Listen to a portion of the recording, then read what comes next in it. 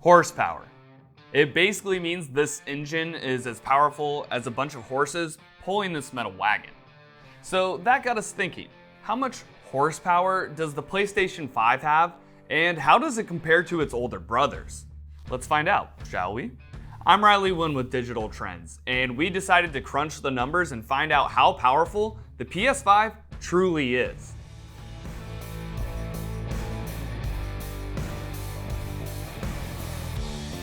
Let's start at the PlayStation 5 specs. Sony is touting its latest console as the future of gaming.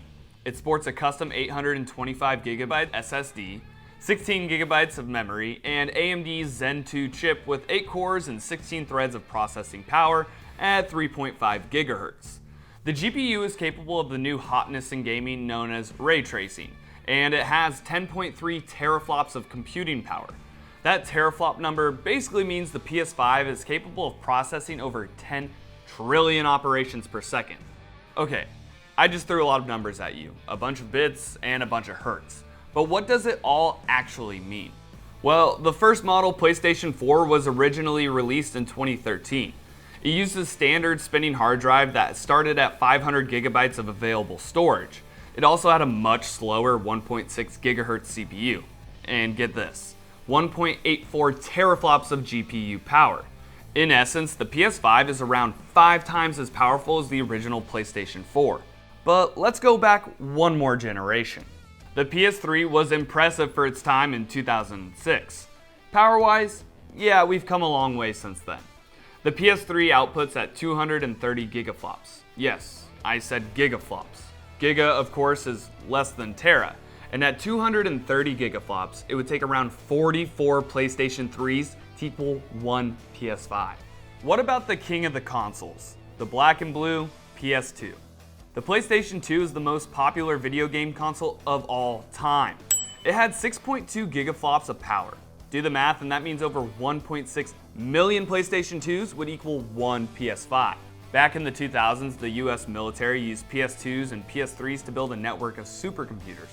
Honestly, all they needed was a time machine to come to 2020 and scoop up a couple of the PS5s instead. And lastly, how about the OG, the original PlayStation?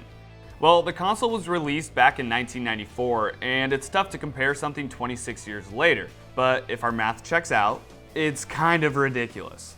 The PlayStation 1 had a 33.87 MHz processor. If the PS2 had about 10 times the processing power of the PS1, then the PlayStation 5 has 11 million times the processing power of one PlayStation 1. Our math could be iffy, but if someone wants to gather 11 million PS1s and double check it for us, we encourage it. Any way you slice it, the PlayStation 5 is a monster of a machine. Let's compare the PS5 to something crazy. How about the computer that sent astronauts to the moon in 1969? On board the Apollo 11 was the Apollo Guidance Computer. The AGC reportedly had the processing power of around 0.043 megahertz. That's literally less than a modern toaster.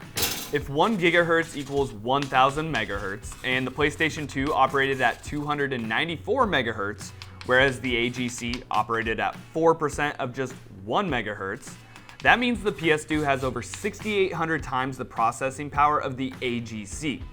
Still with me? If the PS5 is approximately 1.6 million times faster than the PS2, now let's do some math.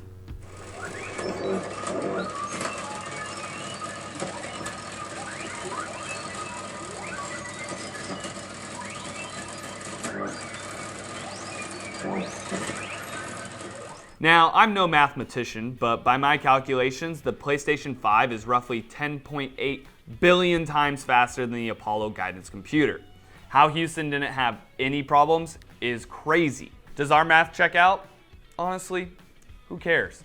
It's 2020 and the newest PlayStation console is a massive leap in technology and just proves that each iteration surpasses its predecessor in so many ways. One can only imagine how powerful consoles will be in the future.